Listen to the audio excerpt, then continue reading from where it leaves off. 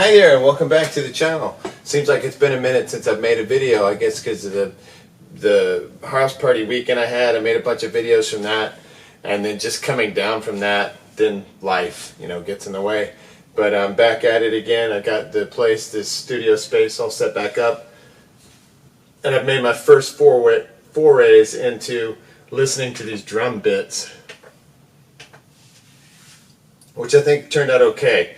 There is one spot, I think, at the end, towards the end, where the tempo lagged a bit. I think because I was overcompensating for not being able to connect with that spot because I had messed up on the acoustic guitar, but I knew that the metronome was there, so I was following that and trying to look at the light and not pay attention to the messed up guitar part, which I didn't discover until I was pretty deep into it, and I didn't want to go back and fix it because it's annoying.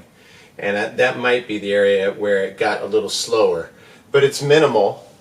It proves that this is a real recording, in a way. I think that's kind of interesting at this point. I like to leave little mistakes in that just keep it real. I mean, there's no danger of me getting into perfectionist Steely Dan mode the way I do things. And the fact that I don't execute at that level in the first place. So you kind of have to go with what you have and what you do. Make it work. Otherwise, nothing would ever happen. I'd give up if I had to perform at that standard. So I'm going to go with the one little tempo lag moment. I'll point it out when it happens because I think I can make up for it with instrumentation, and as long as they're always coming down on it together, you don't get off and try to make your own thing with it. As long as you stay with the tempo, the change of it. And everybody comes in at once, or at least I say everybody, guitar, bass, and vocal, land with it. I think it'll be buried. And it could be something for people to... I remember many times hanging out with Mark and John, they would point out all the mistakes in a recording. Not in a bad way, just like, oh, right there they missed a little, and he was a little slow here. They pushed the tempo here. Little things like that. And it's usually the drums, and at a certain point, how many times you want to cut tape and get drums perfect, how many times are you going to retake, just got to go with it. That's kind of the spirit of rock and roll in the first place, if you take it back a minute. I know this isn't specifically rock and roll music, but that's become a ubiquitous, kind of catch-all phrase. See it everywhere, hear it all the time, but it only is specific to a certain type of music, but it captures an essence, I think, that has continued all the way to the present day. This type of popular music, it's not usually fussed over to the extreme level. Those that do become something else. But rock is kind of just like a quick output. I mean, if you go back and listen to some of the great recordings, you can feel that. They're not always trying to get it perfect. They're trying to just get a take and get it done. I mean, you got a budget and all those kind of concerns. So, here we go. I want to show you something that I do with the Zoom, that I even do on playback, just because I want it to sound as good as possible. It makes it much more exciting if you're listening to recordings in their best light. And even though you made them, you still want to make it sound good, right, before you start playing it. Otherwise, it'll just bum you out and you won't even like your own recording. So watch what I'm going to do here. I'm not going to put the camera on it, but I'll just tell you. Alright, so I'm going to play back my tracks. Let me just show them to you isolated. We'll start with the bass drum. And I won't have all the click-ins and stuff that sounds so bad that I eliminated all that. You'll just hear it start in the next, 3 seconds or something. So there's the bass drum. You just hear the boom, boom, boom, boom.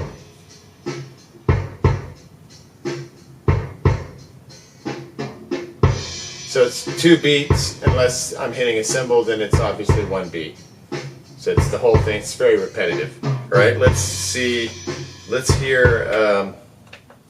the other bass drum side, like the right side, this overhead mic.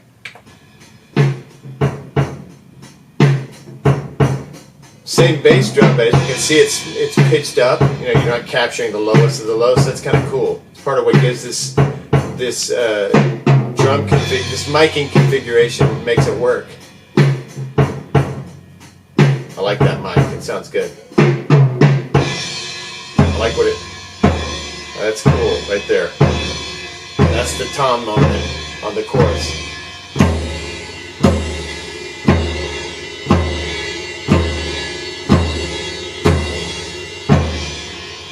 kind of cool. There's like a flange between the delay between the bass drum and the. It's like ba-dum, ba-dum. I didn't plan on that. Okay, now let's go to the snare drum. No, I'm sorry. This will be the overhead snare, the overhead left side of the kit. That was the overhead right side of the kit. Much brighter because this is getting picked up by the. No, it's not brighter because of that. It's because it's higher. And it's away from the bass drum. The mic there, that would go there. The other one was the lower one. So this gives you more the pitched up tone. It's not capturing the bass drum. You can see the brilliance of the mic placement of that method. Very well thought out. It like captures everything you need in a minimal way. Very simple to do. Okay, now let's hear the proper snare. Just it's more isolated for the snare. It's right here. Well, their mics aren't in place anymore. It's the large diaphragm condenser. So here we go. Wait, let me just take it back so you can hear it from the beginning.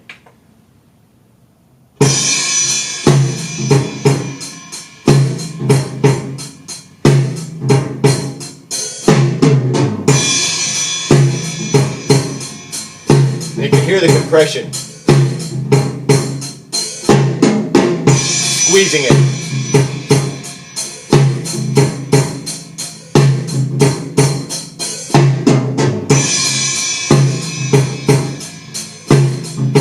It's called pumping. It's not too bad though. You don't hear it, but you can feel it. Squeezing that signal down. So it's doing its job, it's compressing that so it doesn't go everywhere, it's more controlled. I need to work on that snare drum. I didn't get as much snare sound as I want. Alright, so now I'll show you what I do to make this sound better right off the bat. Alright, so let me just play that for you without it going through mastering mode. This is just normal, playback mode.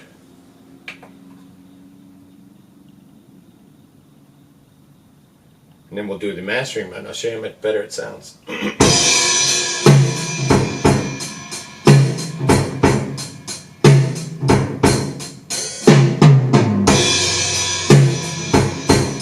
That's fine. But watch this, way better. Now, before you start doing this, step one, pull your master down. Otherwise, you're going to blow yourself to pieces. So I pull it pretty much all the way down because you're going to work your way up because the level's going to be way higher now.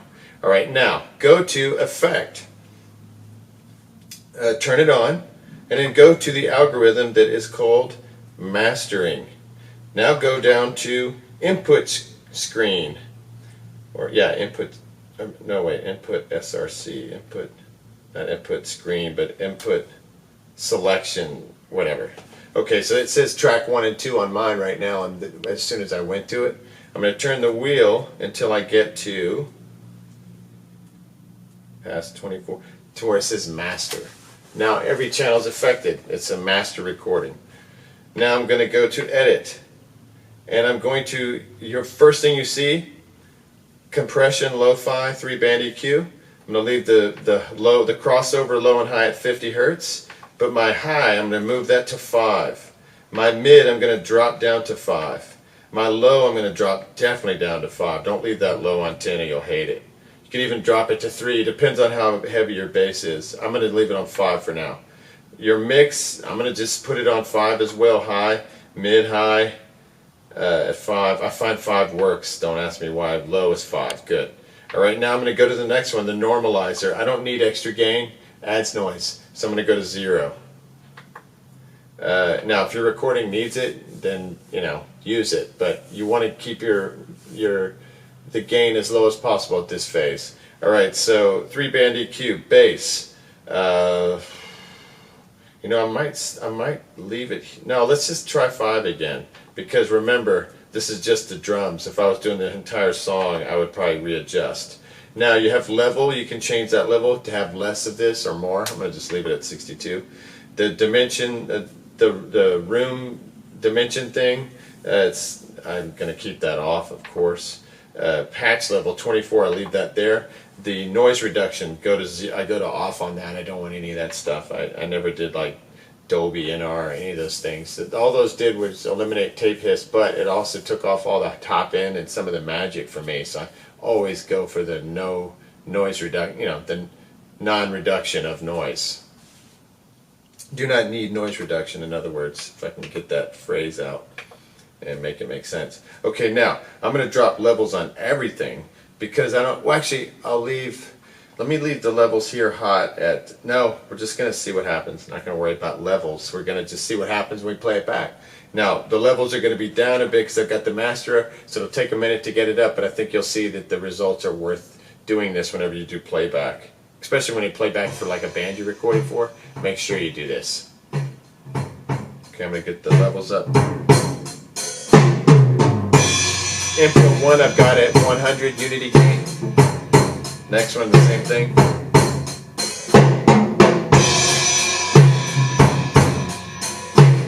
That's the next mic, the overhead. Here comes the bass drum.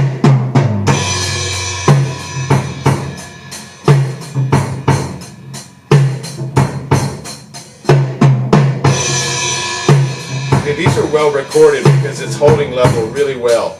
Getting good tone without any no peaking.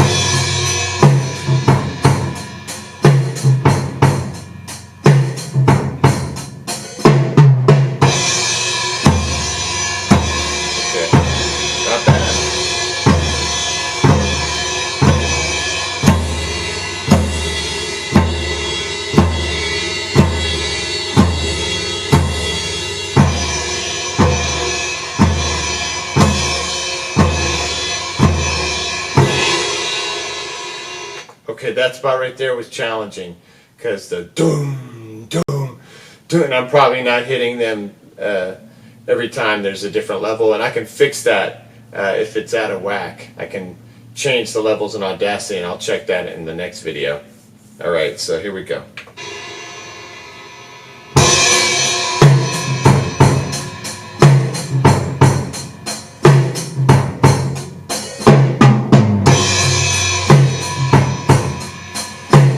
So I had to pull down this overhead, and I'll be writing this during the mix. I'll probably have to ride the drums just because of that part. Might be able to reduce it in Audacity. I'll do that next.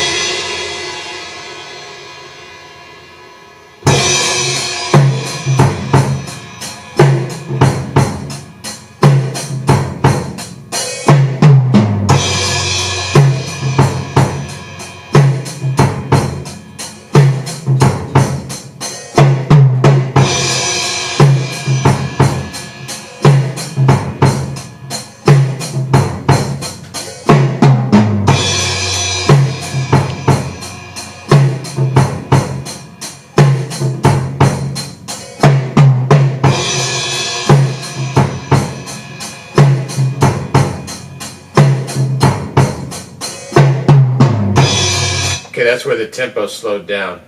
It's kind of dramatic. I hope I can get around this. Might be able to, nah, I don't know. Yeah, it's right before that. Okay, right here.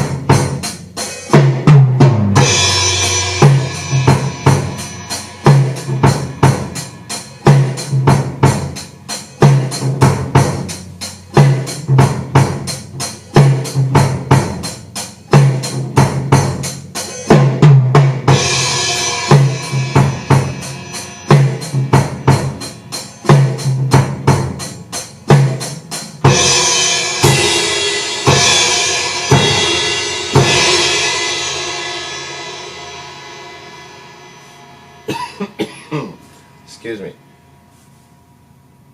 So I think, except for that one little slowdown, which happens over a bar or two, it's like doom da doom doom da doom doom da. It's like a little slower for a little while, and then it kind of just ramps back up. I think it's subtle enough that hopefully, you know, the way I think of these songs now, anyway, I think of them as demos, like solo version demo versions. Very few people hear it in the first place. You know, I don't have that many people that hear the music or see the videos or anything. So I think I'm hoping that eventually we'll get a chance to work as a group, record some of these songs, and in some kind of environment where I can really, you know, have a great drummer to lay down the parts and all this extra instrumentation and just ideas and people. So I'm just going to get through these songs as best I can to get all the ideas down, which is the whole point of this channel and point of recording on my own, and in hopes that I'll get to work with the guys again, you know, the way we do in these videos, in some kind of recording environment. And we've got some ideas, so it can be really cool. But it changes the way I think, because now I'm like so spoiled after playing with them. I'm like, oh, if I just had John playing the drums, he'd be doing all this amazing stuff, and if Mark was involved, he would be adding all these guitar parts, you know. So, but the way I used to always bring songs to them was in like a demo form. So I can think of these even though I'm playing drums and stuff. It's not like they're definitive parts.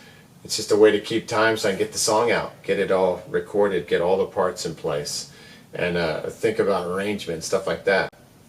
No wasted work in the universe. All right, so the only thing I have to do now with this is I'm going to take all these, go into Audacity, do the lightest of cleanups, as you know if you've ever watched these, and I'm going to look for like the peaks on those doom, doom, and try to level them off so I don't have to ride the fader the whole time, because that's the only spot I could tell where it got a little wild.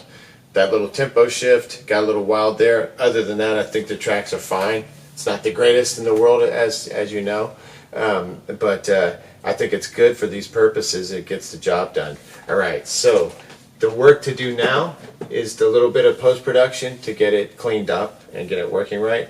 Then I've got to start working on this guitar part, like the timing. And I think the first thing I'm going to do is go to that section that's a little slower and just make sure that it can be worked out. Because if not, shift gears and just do the drums again, because everything's ready to go again, back in here. And I've really only got this song to finish, and then I've got a brand new song that I'm excited about that's got a change of tone. May not even fit on this record, but I'm going to record it right now because I'm excited about it. And then another song that I wrote. So I think with those three I'm done, and I'm cutting that song, The Hook, because it just sucks and it doesn't fit the vibe of the where the records ended up. I don't even know what that song was trying to be. I wrote it when I was doing the Dynamite shows, and I wanted some just quick rocker tunes because that was what was working with that band, and it was where my head was at. But now with the stuff that's kind of since then, I just don't feel like it fits the song cycle. It like stands out as like doesn't make sense with the rest of the record, and it just wasn't a fully realized tune. Nobody ever likes it when they hear it, and if I liked it and no one liked it, that would be one thing. I would stand up for it and see if I could, you know, get people into it. But if I don't really dig it and then no one else digs it, then I know it sucks. You know, it's not worth it. Not that it matters what people think, because you got to do your own thing. You know, you can't be waiting for approval, or you'll be in a crisis every day. You'll never know what to do, because, you know, every person will have a different opinion, and so you start believing every little thing, you know. But if you kind of just, I'm not feeling that tune, and I don't think it's worth putting on the record, so I think I've got a replacement for it. And I started thinking I wanted 9 songs on this record for some reason. I don't know why. 9 felt like the number that presented itself with the material, but I think I might have 10. I can't remember. I don't know, but getting close to the finish line, and it's exciting because I can feel other opportunities begin to open up. So who knows how things will evolve next time.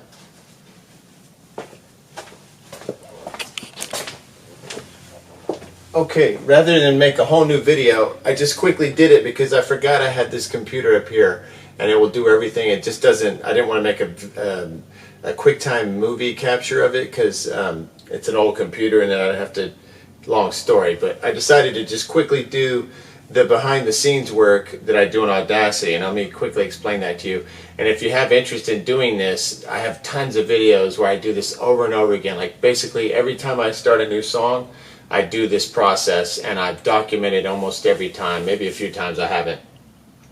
This time I will not, just because I want to keep the ball rolling, and I've already done the work.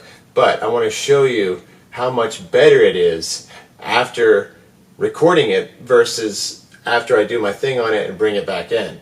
And I'll tell you why. One, okay, so let me just show you real quick before I get into this. I'm going to show you the first, let me disable all of the, and I put all the drums on the last row. So if you're looking at your R24, you got 1 through 8, right? And then you go to the next one, 9 through 16, and then finally 17 through 24. I always put the drums on 17 through 24, just so that I have them at the back of the row, like the foundation. I think of it as being like the bottom. Don't ask me why.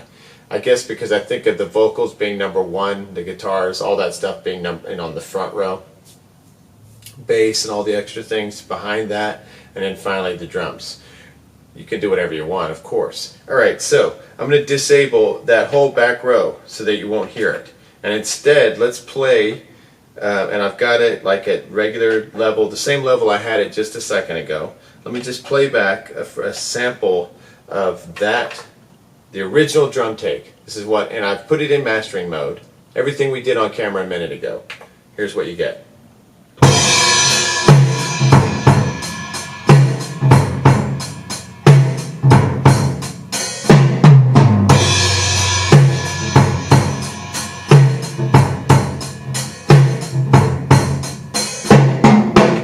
Okay, versus this. And then I'll tell you what I did because I don't want to waste too much time in between so you'll hear the difference.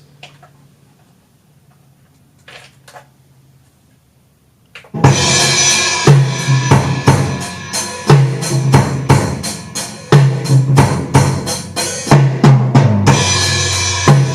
much better. Okay, for starters, there's more. Because what I do, first thing I always do with these drums, and I do it with guitars sometimes too, but almost always with drums, is I record the snare drum. It's 4 mic setup. I double each track in Audacity, in the computer. So I do my thing on the track, and then I make 2 copies. And it's snare drum 1, snare drum 2. They're identical, but for whatever reason, it really works with the Zoom. It just gives you the robust, beef that you're looking for. Much more mid-range, much more power, and just dimension to it, as opposed to sounding kind of anemic when it's just 1. And I kind of chalk it up to the preamps being a little weak and that kind of stuff.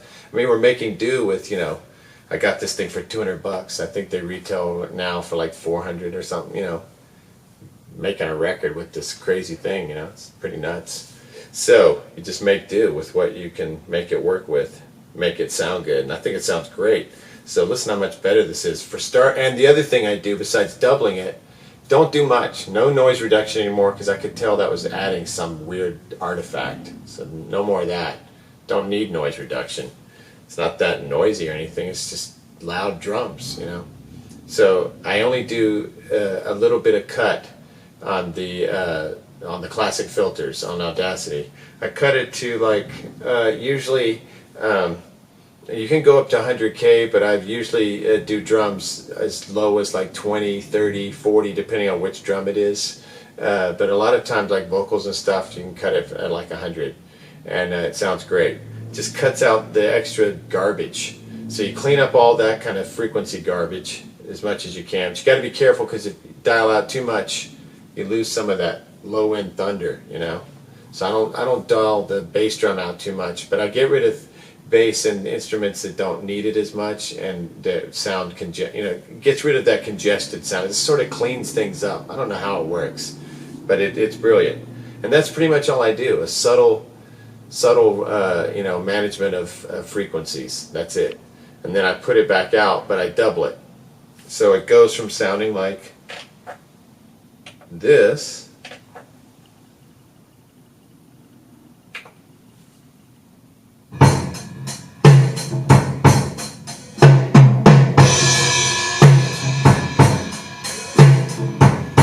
to this.